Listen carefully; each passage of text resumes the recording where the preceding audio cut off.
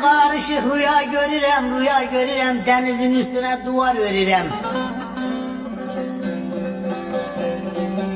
Nerede pavyon görsem orada dururum, sağa sola bakır hemen dalirem. Dalirem babu dalirem, ama yine cumalar edilirim.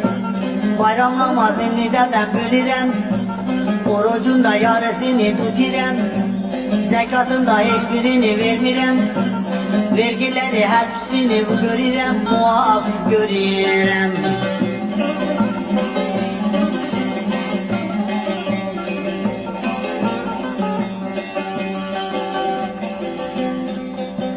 Eyvah emeklerim gitti havaya, ellerimin açtım ulu Mevla'ya.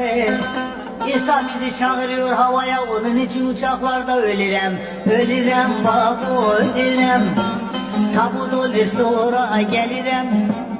Bu işin de sebebi makbulürüm, her gün taksit ölürüm, ben ölürüm.